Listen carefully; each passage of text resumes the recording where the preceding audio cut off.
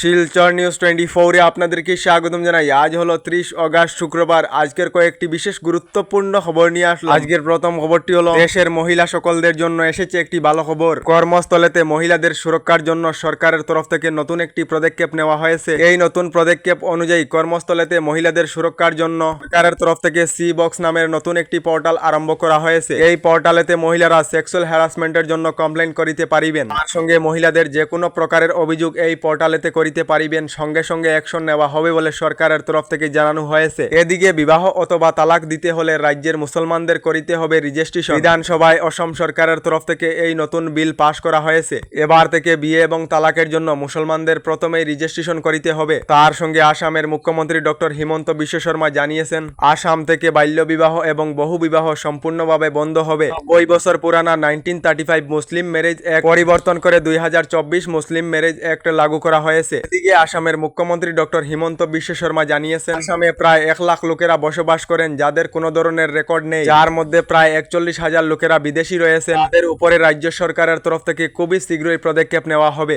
এদিকে গতকাল বিধানসভায় মুখ্যমন্ত্রী ডক্টর হিমন্ত বিশ্ব শর্মা মিয়া শব্দ নিয়ে জানিয়েছেন, মিয়া শব্দটি যদি গ্রহণযোগ্য না হয় তাহলে এবার থেকে আর মুসলমানদেরকে মিয়া বলে ডাকবো না। তার সঙ্গে মুখ্যমন্ত্রী ডক্টর হিমন্ত বিশ্ব শর্মা জানিয়েছেন, আমি ভেবেছিলাম মিয়া শব্দটি আপনারা সম্মানীয় বলে গ্রহণ করেন, তবে মিয়া শব্দটি যদি আপনাদের জন্য গ্রহণযোগ্য না হয় তাহলে এবার থেকে আর মিয়া শব্দটি ব্যবহার করব না বলে বিধানসভায় ঘোষণা মুখ্যমন্ত্রী ডক্টর হিমন্ত বিশ্ব শর্মার। এদিকে রাজ্য সরকারের তরফ থেকে তৃতীয় এবং চতুর্থ বর্গের চাকরির পরীক্ষার দিন ধার্য করা হয়েছে। রাজ্য সরকারের তরফ থেকে জানানো হয়েছে, আগামী 15 সেপ্টেম্বর এবং 29 সেপ্টেম্বর তৃতীয় বর্গের চাকরির পরীক্ষা অনুষ্ঠিত করা হবে। তার সঙ্গে চতুর্থ বর্গের চাকরির পরীক্ষা 27 অক্টোবরেতে অনুষ্ঠিত করা হবে বলে রাজ্য সরকার থেকে জানানো হয়েছে। এদিকে পিএম কিষাণ সম্মান নিধির 18 নম্বর কিস্তি নিয়ে এসে গেল একটি ভালো খবর। প্রধানমন্ত্রী কিষাণ সম্মান নিধি যোজনার 18 নম্বর কিস্তির 2,000 টাকা আগামী অক্টোবর মাসেতে কৃষকদের ব্যাংক অ্যাকাউন্টেতে দেওয়া হবে। আগামী অক্টোবর মাসেতে কৃষকেরা পিএম কিষাণ সম্মান নিধি যোজনার 18 নম্বর কিস্তির টাকা লাভ করিবেন বলে খবর এসেছে। তবে কৃষকেরা পিএম কিষাণের 18 নম্বর কিস্তির টাকা লাভ করিতে হলে